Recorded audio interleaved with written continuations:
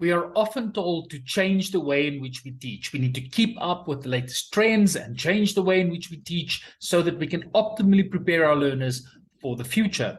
And one way of doing this is by flipping the classroom. I mean, that type of discourse has been used for many years now in swapping around what's happening in the classroom, that the teacher isn't, speaking the whole time or just lecturing the whole time, but that we bring in some innovative and creative ways of keeping learners engaged. Now, this is exactly what we'll be discussing in today's video. My name is Francois Nordea. I am a teacher coach, and I assist you in teaching like the superhero that you are. And in today's episode, I have the immense opportunity to speak to Peter Ndoro. Now, he's well loved by many South Africans, specifically because he's in the broadcasting industry. And it was interesting for me to know that he's making a move, or one of his interests is in education, and he's partnered with a company that is currently assisting teachers with flipping the classroom. So we're getting into a discussion today about exactly how video lessons and recording content is going to assist teachers in the classroom. But I also had the opportunity to speak with him about one of his new endeavors, which is a podcast, and it would be interesting to see the type of guests that he gets on his show, specifically because the two of us share the enthusiasm about education, about teaching, and I get to learn from his guests. And of course, exposure to the guests that we have on this channel is also great. So I hope you enjoyed today's episode and you take something away from this, especially on how we can use video content in our lessons. Stay super.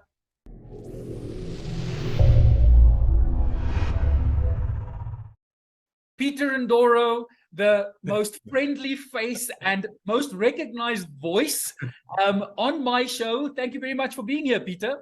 It's a pleasure, Francois. I'm really looking forward to having a chat with you. I'm sure the audience at this stage, like, okay, so we know Francois is involved with teachers and teacher coaching, and he interviews a lot of people in education. But this is Peter Ndoro from broadcasting. We know him from TV. Why am I speaking to Peter Ndoro? Peter, where does this interest in education come from? Do you know, in the work that I do as a journalist, you get to see a lot of things over time. And one of the things that have really stood out for me over time has been education, what it can do and the difference it can make, not just in the children that are being educated, but I think in society in general. Most times we just don't know what we don't know. And a little bit of education, a little bit of opening the door, it's quite amazing how people, young and old, lives can change overnight. And I've always been amazed by that and the ripple effect that it causes. I always think about my father. He grew up in rural Zimbabwe, and he tells you the stories of going to school in bare feet and all of those kinds of things. But what happened was my grandfather invested in making sure he gets an education. That started off a ripple because he then found a way to get through school, and then he helped his brothers get an education. And before we knew what was happening, you start to see this umbrella, because a lot of what happens below starts with somebody above putting in that stone into that river, into that pond. And all of a sudden you start to see doctors, lawyers, teachers, all kinds of people below that line over time, all because you educated one person. You just don't understand, I think, half the time, the ripple effect that it has, not just on your family, but in society in general. And, they talk all the time about if you educate children literally from nursery school, the effect that it has on improving the GDP of a country, it's enormous. So seeing these connections, having experienced and seen what education did for my father, and thereby give us opportunities that may have eluded us had he not got that education, it just was something that sat with me for a long time. And so eventually I teamed up with some partners, and with the way technology has moved, we have this opportunity now to provide quality education to a lot more people, instead of this idea that, it's potluck, where you go to school, who your teachers are, and where you're born, literally. So we're hoping that this is a solution, and if we can get it right, and if we can get everybody educated, it's going to be quite scary what South Africa and the continent can do going forward. And that's the passion I have, of making sure that everybody gets an opportunity, gets a chance to at least get into the game. And I think what you say is extremely valuable in the sense that, like, with your father receiving education gave you opportunities, and now wanting to, pay it forward and finding ways in which we can scale that, because giving one person an education had such a valuable contribution in creating a Peter Ndoro that many people love and adore. Now, if we can scale that and bring that kind of education to an entire populace, I mean, just think about, as you say, just from a GDP point of view, but just imagine the impact we can have on a societal level if we get that opportunity to the majority of South Africans. Absolutely. I mean, it's even hard to compute actually what is possible, because if you educate 10 people, one of those could actually have the cure for cancer. But if they don't get an opportunity to get into the game, do you know what I mean? So, and it is, I hate the idea that it is luck, that you're born into the right family, born at the right time, born at the right location. I think every single child should have a chance to be something, to do something. And if we can find ways, as you say, to scale up education, quality education, and make it available to everybody, that, I think, is the true gift that we can give our societies. I mean, just before we started recording today, the two of us had a big chat about fiber and access to the internet. And that really is the big game changer, because before the internet, you had these gatekeepers in all industries that decided whether, for instance, if we just look at music, you had these record labels that had to decide who is good enough to get their own record deals. And the same is true for education. Before the internet, those who had access to the best schools, who had access to the best teachers, they would get this leg up in life. But thanks to the internet and the way in which we operate with the internet, now we've got a chance to take away these gatekeepers and give people the opportunity to have access to these good teachers and to good content. Absolutely. I can't even begin to tell you. And with someone with gray hair like me, I've lived through a lot of the technological changes. I mean, there was a time where a calculator was a slide rule, and we used logbooks to figure out things in trigonometry. And then the internet came. It was slow, it was painful, but all of a sudden, a whole new world came to us. Before, if it wasn't in the Encyclopedia Britannica in that year, it didn't exist. That was our entire universe. But along came the internet, and suddenly information was there from everywhere. There were writers, authors, books that we would never, ever have ever laid eyes on, but now they're a click away. And so that learning experience in the class, which was limited literally to the knowledge the teacher had on the day and the textbooks that they had in front of them, now all of a sudden you've got digital libraries that you can't even count all over the world. You can literally walk into a library in Egypt with books about Egypt, talking about the pyramids, as opposed to a couple of paragraphs in Encyclopedia Britannica or wherever that limited to. I mean, I get excited now that I love traveling, and travel for me was it has been a real education. Now with things like Google Street, you can walk down Paddington Lane in London. You can walk down Broadway in New York. You can walk alongside the Opera House in Australia, in Sydney. Things that just enhance that experience, so that those kids that couldn't afford to get on a plane, go to London and cross the Tower Bridge can now do it and experience it virtually. Yes, we want to travel and touch and feel, but nothing now needs to be hidden. And so that learning experience, no one will get left behind now because of the technology that's there. And that really, really excites me. I can't even begin to tell you.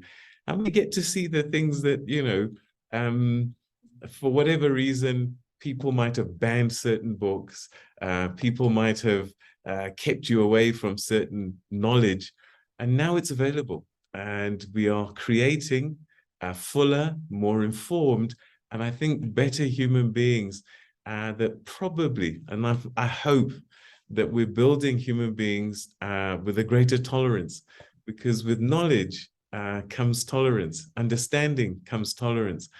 I hope that in the future, there will be no wars over religion and things like this, because we'll understand each other much, much better than we've been limited to by television and the narrow textbooks that we've been exposed to. So it's been a game changer, and I hope that it continues to become cheaper and cheaper and more available, so that literally nobody gets left behind. And it's so important what you say is, like, we need the access to the internet for this to happen. I mean, infrastructure wise, if we can get fiber to our schools, that would be great. If we can bring down the cost of being connected to the internet, that's going to be very important to the progress of education in South Africa and in the world in general. But I mean, that's a big problem that is outside of my scope. It's outside of your scope to deal with that. We can be involved in those discussions, but there needs to be a lot of more political drive, and there needs to be found ways that we can get access to schools for this. That I would say that's the first challenge we need to solve, is access to the internet. But the second challenge that needs to be solved is having the super teachers that know how to use the internet and how to design lessons around the internet. Otherwise, having access to the internet, but we don't really unlock it and create these immersive experiences for our learners, what would be the use? Yeah. Look, I know that we've been teaching our teachers in a certain way over time, and just the learning experience now. We were joking off air now that, you know, I have a green screen that you fold up, you know, when you do these podcasts and things like this. And I didn't know how to fold this thing. And the first thing I did, I jumped on the internet and I typed in, how do you fold a green screen? And there it was. There was the information. And so whether our educators like it or not, young people expect to receive a portion of their education, a portion of their learning online. Now, we can either control in terms of making sure that there's quality content available that's out there, or not. If you are an educator and you are not thinking about it or using it already, you're going to get left behind, because the kids in your classroom are going to go online anyway.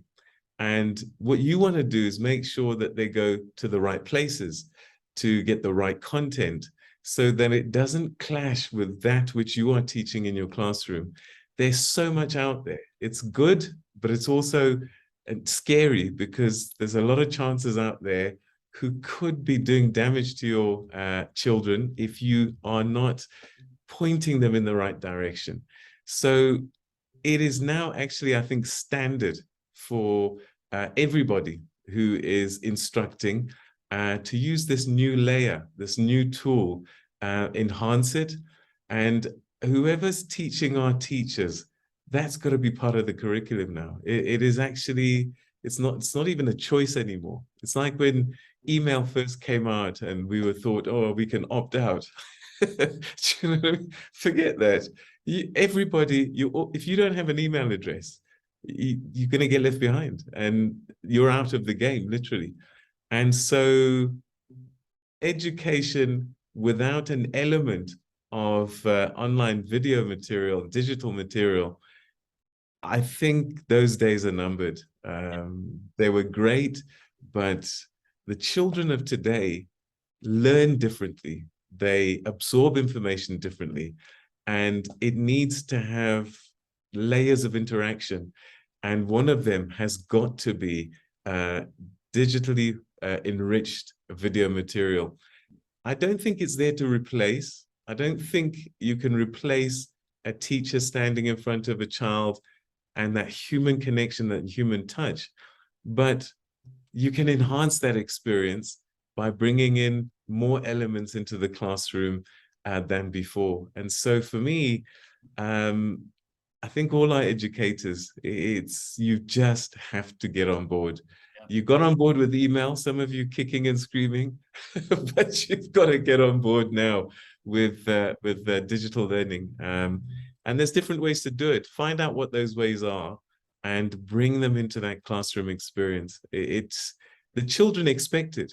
They are surprised actually when there isn't a digitally rich experience to enhance it, and left to their own devices, they will get lost on the internet and go to places we don't want them to go. Exactly. And as you say this, by the time this episode gets released, we'll just have gone out of Digital Citizenship Week. And that's such an important part, is that one of the roles of teachers to assist people in becoming good citizens, but now there's this added layer of digital citizenship. So that's something teachers need to think of. And of course, we'll unpack that in other episodes. But what you've said about training and upskilling teachers on how to use technology is so important. We understand that technology is not going to replace teachers, but teachers who know how to use technology are going to replace teachers who don't know how to use technology. 100%. I mean, I couldn't agree with you more. And as sad as it may be, it has to be that way. You know, we are in the 21st century now, and our experiences, our expectations, and the way that we interact with the world is completely different. And every single human being now has got a digital footprint. So for you to think that you can teach a world that is very much in a digital era and a digital space, learnings that exclude that, that means you're excluding them from the world, literally. It should be standard. How do you search? How do you look for information? How do you discern what information is good? That should be a class lesson all by itself.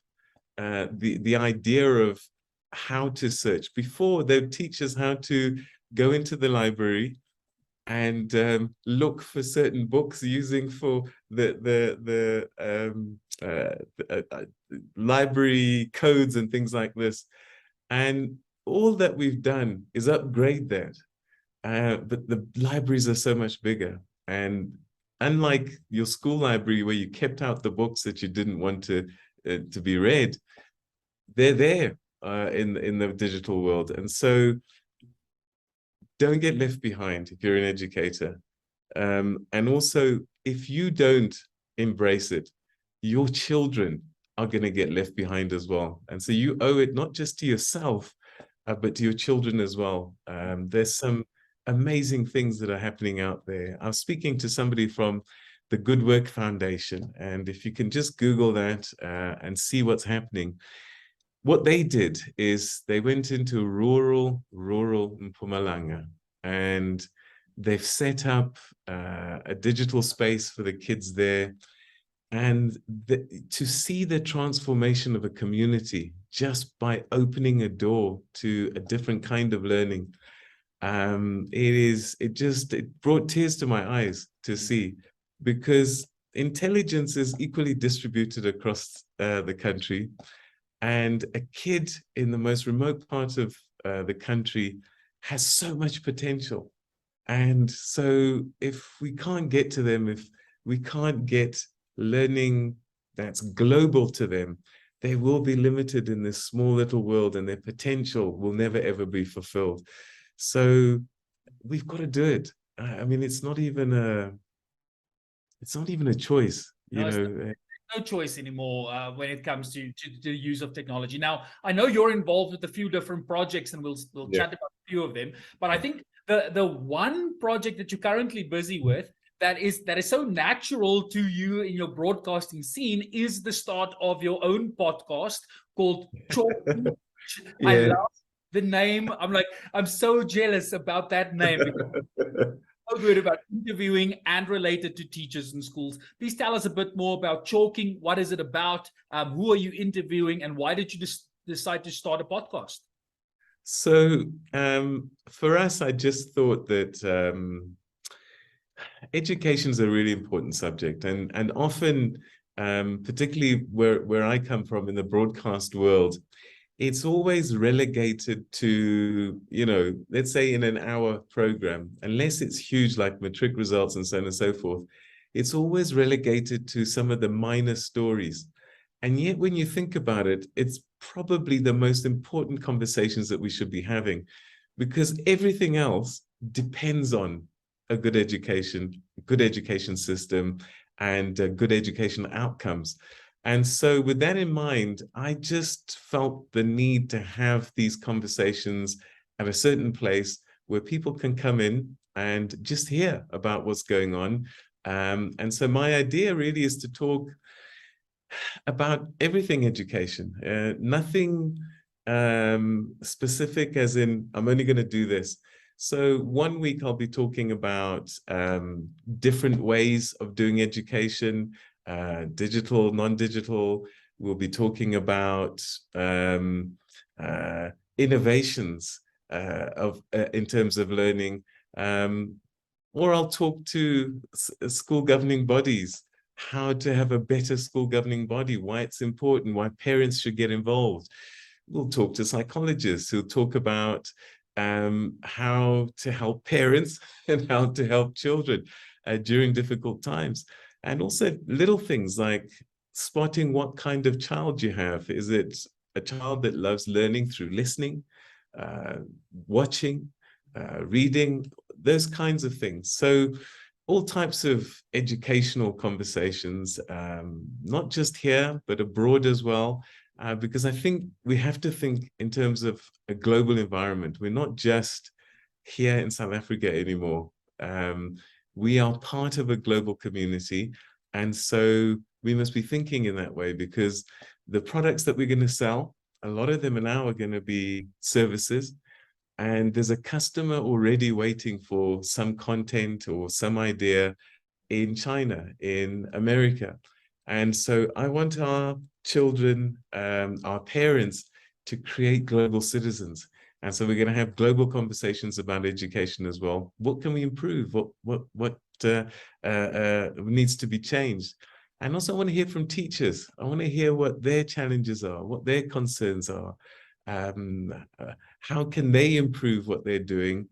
And a lot of them have learned a few tricks over time. And that's the one thing I learned as a journalist. You can only learn so much at School of Education, through textbooks and so on and so forth. But I reckon 80% of the great teachers will tell you it's experience that taught me that this is the best way to go. And so I want to have a chat with those teachers and say, you know, what do I do with difficult children? This is what I've done. How do I motivate? This is what I have done. How do I keep them excited, engaged? This is what I have done. And then I'll talk to the officials as well, the you know, MECs, the policy makers, and get a sense of where they're going, what are they trying to do, and challenge them on some of their failures as well. So it's going to be broad, it's going to be, but it's all about education at different angles. And I want to commend you on that. It's like, we need more of this. When I started this YouTube channel in 2016, it was with that in mind. How can we assist teachers? I mean, that's the focus that I go with. I've got a massive passion and love for teachers. And having more of these platforms is so needed. And especially somebody like you with the platform that you already have, getting into and getting guests that I would never have access to is so important and so appealing. And I can't wait to see who you're interviewing and what kind of content you'll be having on Chalking. Yeah, no, I'm very, very excited. And we've chatted to a few people already who are just exciting me about education, what can be done. And I keep referring to this organization, the Good Work Foundation. And it's not as known as it should be. But if we could replicate models like that, where a community can be transformed literally by putting a digital learning center in the middle of it, then we're halfway there, literally. So the more we can share, the more we can expose each other to things to improve, we can create a massive wave, I think, not just here in South Africa, but across our continent. Because I think Africa, they keep calling us the continent of potential, but I'm tired of hearing that. I want to be now us, the continent that leads, the continent that is showing the way, the continent where the best ideas are coming from. So I'm really excited by that, and I'm hoping that, conversations like the one we're having, conversations that I'll have on my platform, will contribute in some way to create that little bit of magic. So how do people get a hold of Chalking as a podcast? Where do we listen? How do we subscribe? Oh, gosh, you know what? Go to our Chalking site, and in the comment section there, I want to hear from you. Yeah, look, I'm also on Twitter, Peter Ndoro. Inbox me there. And Dorkk Online as well is the other big project that we're working on. And that's a sort of online classroom. So please visit there as well. So many ways to get hold of me, but I'm not hard to find, I promise. What I'll do is in the description of this episode, I'll put the contact details to both Chalking, to yourself, and then the other big project that I want to chat to you about. You've become a stakeholder in a company called Dorkk. It's Dorkk with 2 Ks at the end. I'm very excited to hear what Dorkk is and what your mission is behind Dorkk. All right. So, in a nutshell, what we've done is that we have taken all the lessons that every child should have from grade 1 right through to grade 12, and we've put them online, literally as your online classroom. So I think the beauty of this is that it makes quality education accessible for everyone. It doesn't matter where you are in the country, where you are in the world. If you're working in towards matric, if you are grade 8, grade 10, whatever, and also the foundation stage, because that's a really, really important phase. You have quality teachers teaching you the lessons that you're supposed to be having in class at school. So what we have seen is that there are gaps sometimes, and those gaps can be because the educator himself is an English teacher and has to double up as a maths teacher because of resources. This will give you a maths teacher teaching maths, literally following the annual teaching plans, lesson by lesson. And when I say every single lesson, I mean day 1 at school, day 2 at school, day 3. So if you are off or sick for 3-4 days, you go onto dorkk.online and you will get those lessons. If you need to revise a particular subject, you just go onto dorkk.online and you're in grade 10 and you want to revise trigonometry because you're in now grade 11 and there were things that you were supposed to have learned in grade 10 or grade 8, you can go back to grade 8 and get a teacher to teach you that which you should have been taught back then.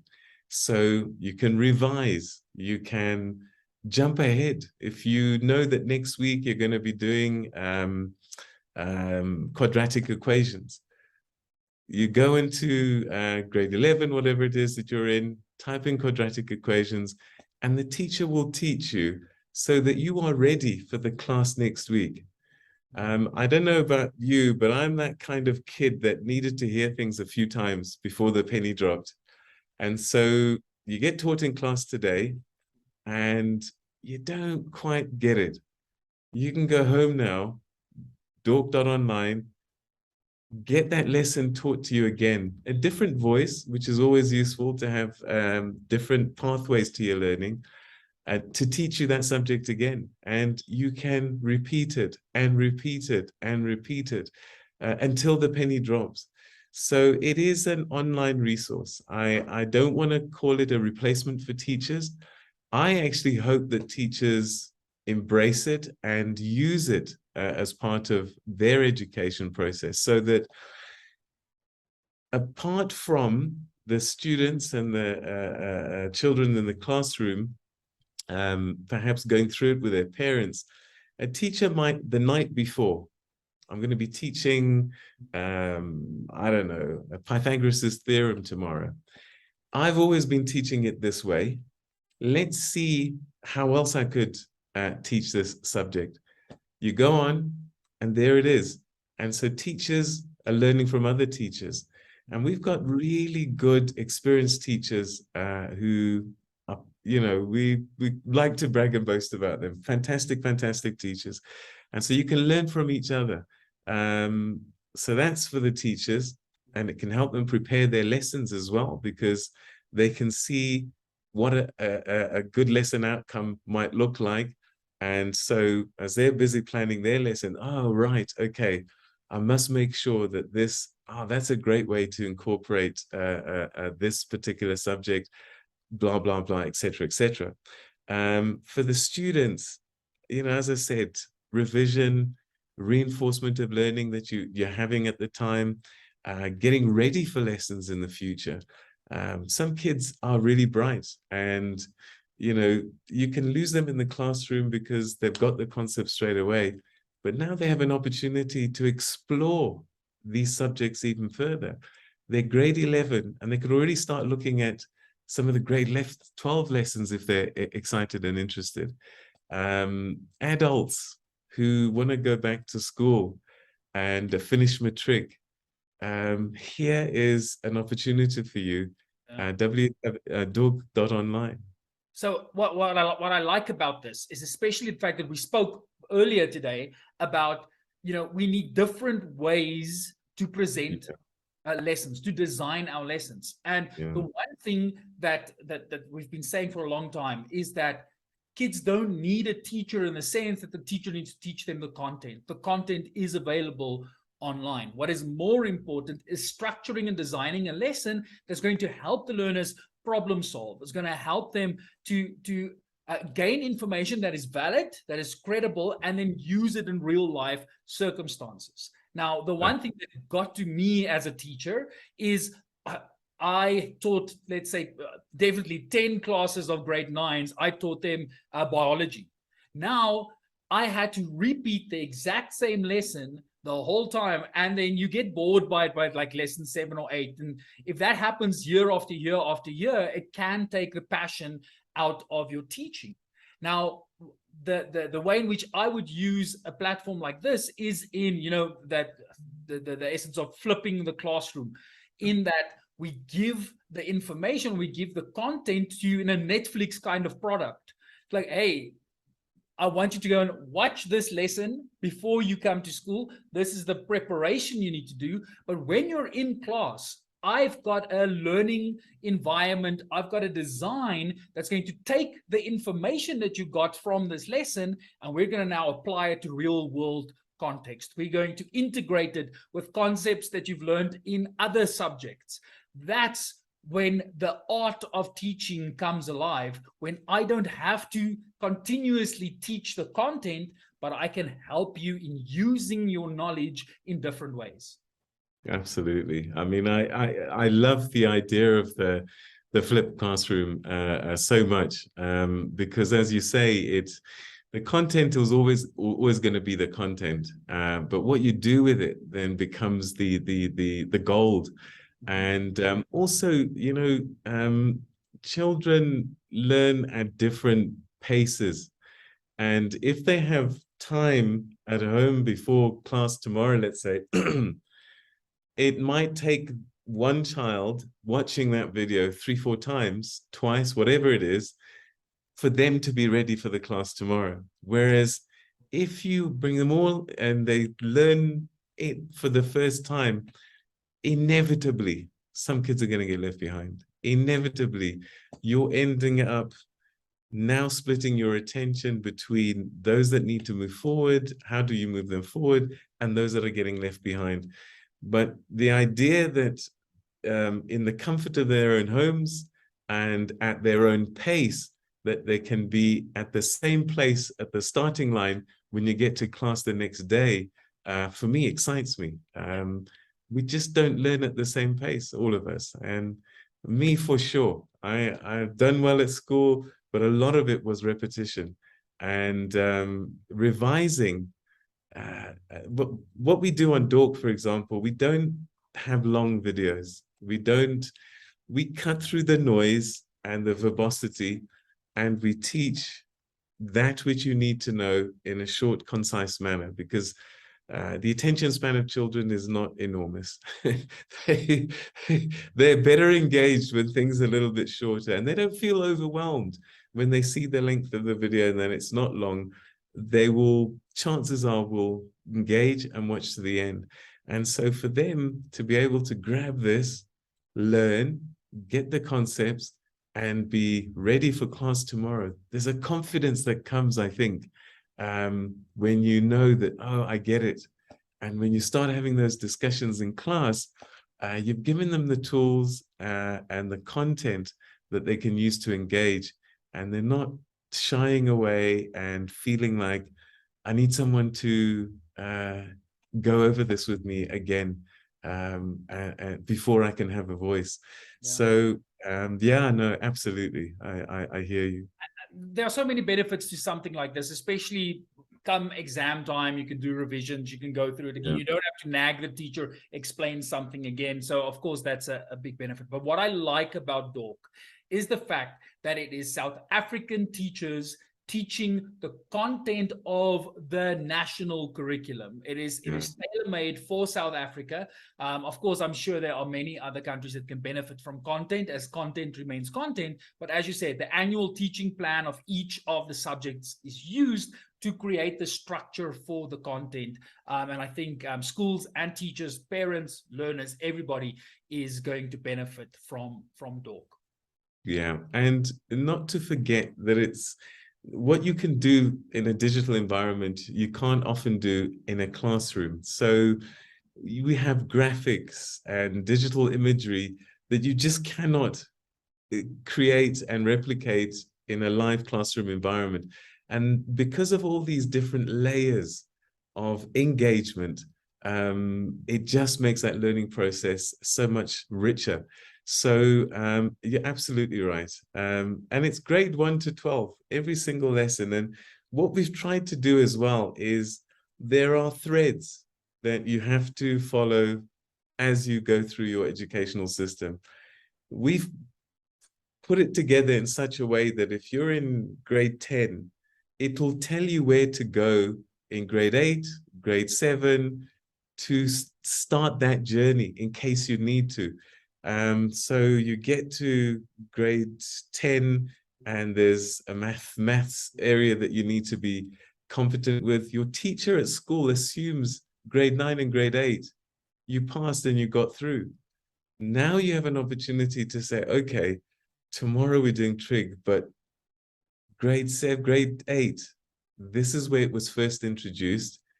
Do that lesson. Then you go to the next lesson or the next block of education in grade 9 and then grade 10. So now you've got that thread over 3 years in one place at one time, so that when you hit that lesson tomorrow in grade 11, you've got the build-up, you've got the background, and there are no gaps. It literally is, for me, making sure that there are no gaps in your education, making sure that you have a reference to everything that you should have learned, should have been taught, and it is easy to navigate. You literally just click, boom, grade 12, maths, English, history, and there it is. No, I it's great. wish we had it when we were kids, I can tell you that. The alternative to this, of course, I mean, of course, it is a company. It needs to be sustainable. There are subscription packages and so forth. But the alternative to this is teachers starting to create their own content. And I'm a big advocate for this, is that when you're working in your unique context, it's so valuable for you to start creating your own lessons, not only for your CV and when you want to apply for other jobs, but it makes your life so much easier when you start creating your own content. And if you don't have the luxury of the time or the skills to create your own content, there's Dorkk. They already have all of the content that we need. Yeah. Do you know what? I 100% encourage what you're saying. There's a lot of experience that you have as an educator that you've gained over time.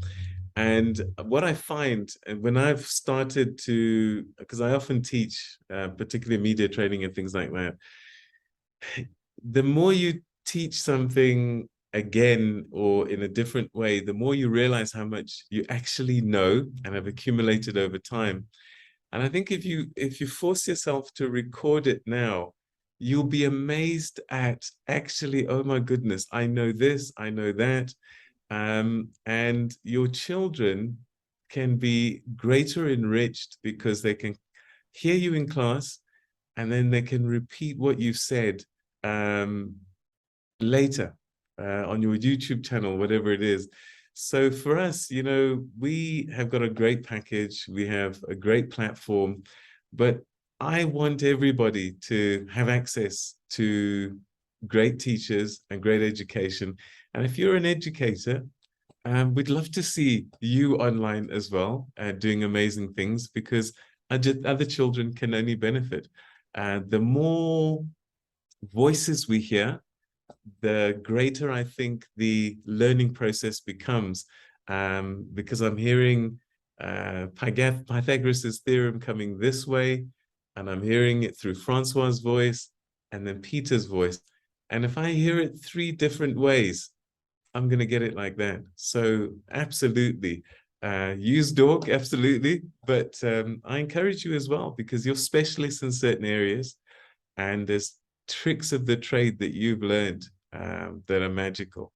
So I'd love to see and talk to some of you actually once you've started your channels.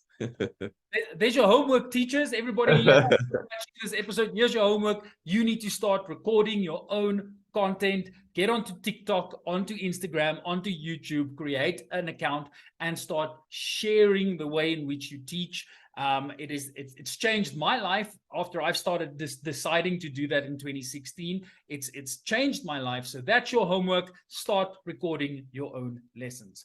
Peter and Ndoro, from my side, thank you for adding your voice to the education space. You are going to help us teach like the superheroes that we are. I'm looking forward to the work that you'll be doing, and I'm definitely going to subscribe to Chalking so that I can get access to more guests and all the information that you guys will be sharing. And you know what, to all the educators out there, I don't know if you get told enough, but what you do is the most important work in our society. And don't ever, ever believe that it isn't. Everyone who's ever achieved anything in life, they can point to 1 or 2 teachers back in the day who say that teacher in grade 10, grade 11, grade 7, grade 3, whatever it was, said this to me and it changed my life. And I have a couple of those teachers who took an interest in me, and they helped develop certain talents that they might have recognized. And if it hadn't have been for them, I might not have been a broadcaster. And so I am so grateful to the work that you do. I wish you got all the recognition that you deserve, because the work you do is so, so important. I would say the most valuable job in the world for us. So thank you, thank you, thank you. Thank you, Peter and Ndoro. For everybody else out there, make sure you go and subscribe to their podcast and head over to Dorkk Online. Until we see each other again, stay super.